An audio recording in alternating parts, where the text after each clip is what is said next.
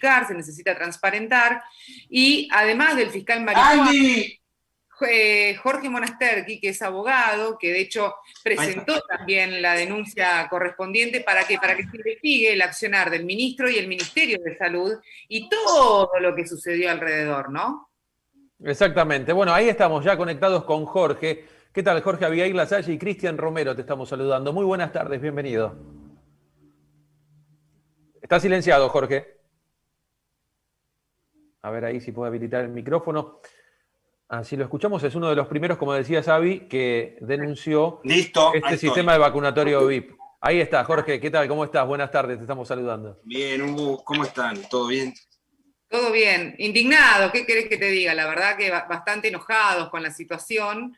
Y recién hablábamos con Carlos Camburián, que nos decía, lo que nosotros lo que nos estamos enterando en realidad es la nada misma a lo que está sucediendo, y como que en este mismo momento todavía se seguía vacunando gente que no estaba en la lista. Se escuchaba, a ver, más allá de lo que se escuchaba, creo que cualquier ciudadano en su cabeza podía rondar la posibilidad, pero al mismo tiempo el deseo de que no pase algo así. Porque en Argentina hay que decir que suele haber situaciones donde la gente, por una cuestión de solicitar un contacto o un amiguismo, trata de filtrar o evitar hacer el trámite como vendría a ser o como esté determinado.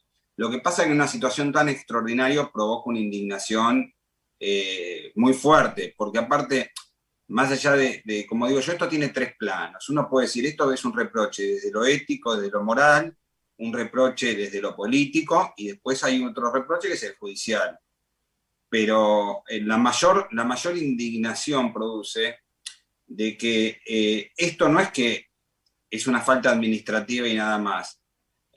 Justamente cuando se crea en el año 2021 el decreto que crea el organigrama, que pone en primer lugar la gente por rango etario, lo hace porque está demostrado ya científicamente, es decir, no es una hipótesis que yo creo, que vos crees o que Cristian cree, que la gente mayor que no se aplica la vacuna, es decir, y desarrolla la enfermedad, llega a una unidad de terapia intensiva y tiene altas posibilidades de perder la vida. Diferente es la persona. Estamos hablando como cuando se hace salud pública, digo, esto es por estadística, es decir, la salud no es 2 más 2, 4. Es costo-beneficio cuando se toman decisiones epidemiológicas. Yo obviamente con 41 años, probablemente si me contagio, digo probablemente porque no es 2 más 2, 4, claro, pasa una enfermedad de leve a moderada como máximo. Entonces, la persona, creo, lo más reprochable es lo que uno vio de gente realmente muy joven, que se dio la vacuna. Entonces, si uno se va a la estadística esa que uno conoce en epidemiología de cómo es, sabe que hay gente que probablemente perdió la vida que si se habría vacunado hace un mes y medio no la perdía. Es decir, es tan duro el dato como eso. Por eso es imperdonable. Y yo recuerdo, si no mal recuerdo, mi tesis del doctorado, que es sobre derecho a la salud, yo te la envié a vos, Abigail, para un trabajo y todo. Digo, porque es un tema que a mí en derecho a la salud, es decir, a ver, creo que a mí hablo personalmente, pero digo, creo que a muchos ciudadanos, vos también sos una persona comprometida con más allá de tu profesión. Digo, claro, hay gente que dentro de la sociedad que aparte de cumplir su rol, trata de aportar algo. Yo en su momento con la ley de obesidad traté de pelear, de aportar, no quedarme con algo que era económicamente rentable en mi estudio, sino aportar algo para que sea para todos. Digo, es un tema que el derecho a la salud, repito, me toca personalmente porque tengo muchos familiares médicos, y conozco realmente que hace prácticamente un año vos tenés a médicos que están trabajando algunos 6, 7 días a la semana, 12, 15 horas por día, agotados mentalmente. Algunos perdieron la vida, los que no lo perdieron, que están en la primera línea, arriesgando la vida. Y la diferencia de un médico militar, por ejemplo, el médico militar que trabaja en zonas de guerra o de conflicto, ya sea por intervención de alguna circunstancia, está preparado hasta psicológicamente para perder la vida. Totalmente. El médico civil está preparado para salvar vidas.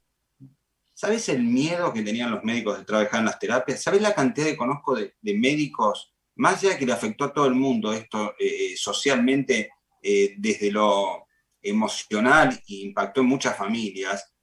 Hay gente que se fue de su casa para no contagiar a sus hijos. Claro. Hay gente que realmente le provocó desarmar la familia. Entonces, realmente produce una indignación, repito, quizá que los casos más, o por lo menos en lo personal mío, no digo no sea grave el caso de Berbisky.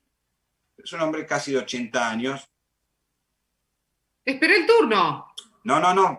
Y tiene responsabilidades de otro tipo. Lo que digo, la gente joven, y no lo estoy defendiendo porque para mí lo que hizo es gravísimo. Pero claro. Previamente y lo que hizo posteriormente, porque, a ver. Sí, peor todavía. Los que más o menos caminamos un poco en la calle, porque tampoco hay que hacerse el distraído, saben que Berbisky de boludo, perdóname la expresión, no tiene nada. Entonces hay que decirlo. Es lo que decía Avi al principio del programa, ¿no? Claro. Entonces, yo ahí voy a ser poco protocolar, pido perdón, pero no lo creo, no sé cuál es la verdad realmente, pero no creo en la inocencia de se me escapó, no soy consciente de lo que estoy diciendo. Un personaje siniestro. Vos sabés que mientras escuchaba, te escuchaba, pensaba en la declaración del presidente que hablábamos con Cristian, que era, bueno, a ver, saltarse la cola, correrse a otro lugar, no es un delito. Lo dijo en México, de hecho, diciendo, bueno, acá se hizo, de hecho, todavía eso mismo dijo el presidente, que a mí por momentos me parece como que o estamos viendo otra película, estamos viendo otro país, o sea, definitivamente, yo esta misma frase la decía con el macrismo y ahora la estoy diciendo otra vez con el kirchnerismo, me parece como demencial, pero ¿cómo vos vas a decir, presidente de la nación, que en realidad esto, bueno, no es un delito, se saltó la fila, bueno, ya está, ponele. Si pasa, pasa. O sea, vos hablabas justamente en tu denuncia de un artículo, refrescame cuál era, el 248, ¿puede ser? Claro, yo hablo de dos artículos, el 248 que es el de abuso de autoridad, que es, porque, a ver, primero que va a haber, me adelanto en decirte que va a haber muchos más imputados y las calificaciones legales siempre son provisorias, pero se van a ir diferenciando, depende cada imputación que vaya apareciendo, es decir, cada responsabilidad de cada persona. En el caso ¿Podría llegar, Jorge, ¿podría llegar una imputación a la actual ministra? Bueno, yo trato de ser prudente, digo, porque a veces uno puede sí realmente no serlo. Digo, todos tienen su presunción de inocencia. Yo, cuando soy defensor, cuando hago una denuncia, cuando soy querellante, siempre digo, la prudencia es buena consejera. Ahora bien, ¿cómo tomé conocimiento yo? Yo tomo conocimiento porque salió público el audio de Berbisky. Del audio de Berbisky, lo que yo me desprende es que hay una hipótesis de la comisión de un delito. Porque, ¿qué es lo que hace la justicia? La justicia lo que investiga son hechos, no tipos penales. Después lo que hace es analizar si esa conducta recae en un tipo penal. Pero no es lo más importante y más al principio. Es decir, lo que acá, de alguna manera, veo es, por el lado del ministro, creo que para investigar posiblemente la comisión del delito de abuso de autoridad. ¿Qué implica esto? Es un delito doloso, es decir, es un delito que es tomar una acción positiva, es decir, teniendo un poder como ser el del ministro, sabiendo que hay unas normas, que es el decreto reglamentario que pone de qué manera quién se vacuna primero, mayores, fuerzas de seguridad, personal estratégico, que estaba en quinto lugar, hay que decirlo, y a sabiendas da órdenes diferentes a lo que marca la norma, que es el decreto ese. Entonces, abusando de su autoridad, justamente comete el delito al hacer algo diferente, sabiendo de su existencia. Claramente lo sabía porque era el ministro. Es un delito, por eso cuando hablan de Ginés, de incumplimiento de deber funcionario público, procesalmente, digo, o técnicamente, desde el punto de vista del derecho penal, me voy a diferenciar de algún colega que dijo eso, porque el delito de incumplimiento justamente es un delito de omisión, es no hacer. Y acá lo que hizo justamente es hacer algo que no debía. Y el otro delito que yo denuncié como una hipótesis para investigar es las personas que recibieron las vacunas, que es el de falsedad ideológica.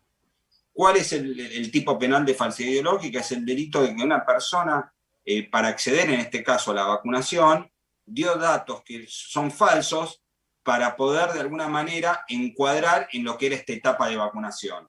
Es decir, introducir datos falsos en un instrumento público, en este caso en una base pública. Bueno, ahí Carlos hace un ratito nos decía que hay un listado de gente que figura como vacunada que no recibió la vacuna, que le correspondía, no recibió la vacuna y figura como que fue y se vacunó.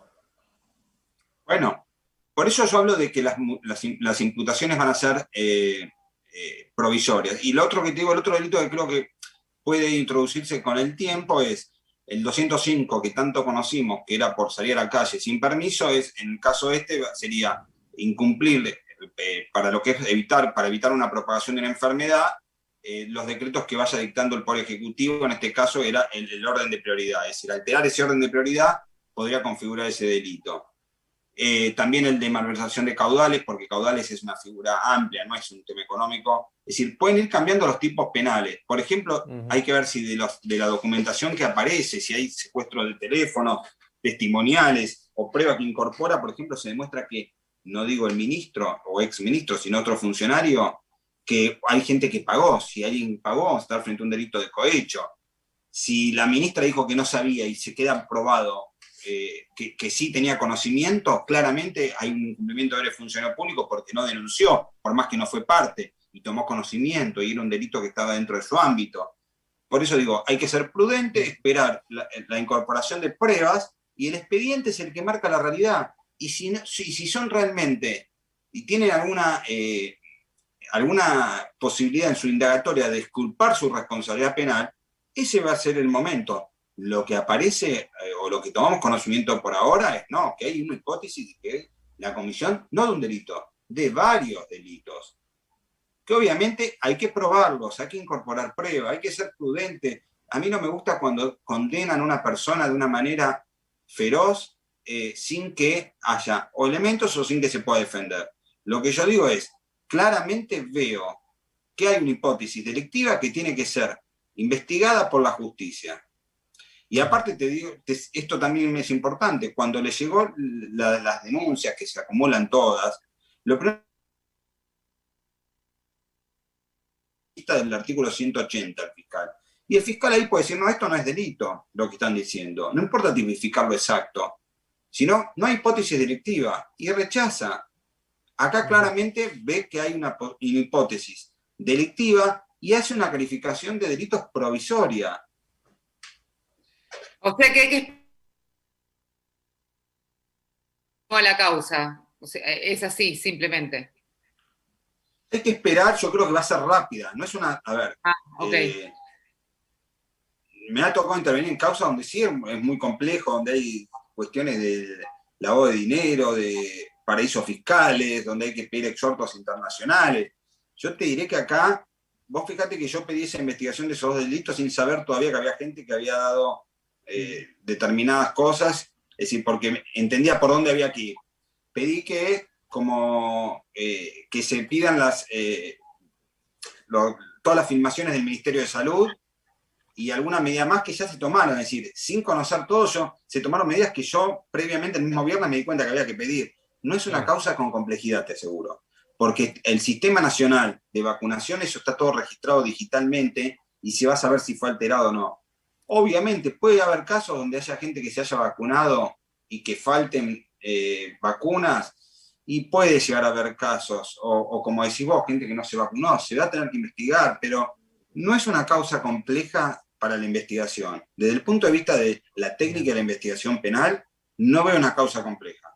Veo una causa que al revés, con lo que tienen, con un poquito más, y no me asombraría que en el corto plazo, te hablo de 30 días máximo, tenés que tener llamados indagatorios. Bien. Jorge, muchísimas gracias por tu tiempo, muy clarito. No, por favor, un saludo y mis respetos a ambos y un afecto también especial a Abigail, una gran profesional. No tengo el gusto de conocerte tanto a vos como me tuve el placer de conocer a Abigail, donde tiene un compromiso que lo rescato y lo valoro porque sé que es así. Gracias, Jorge. Compartimos esa apreciación. Un abrazo grande, Jorge.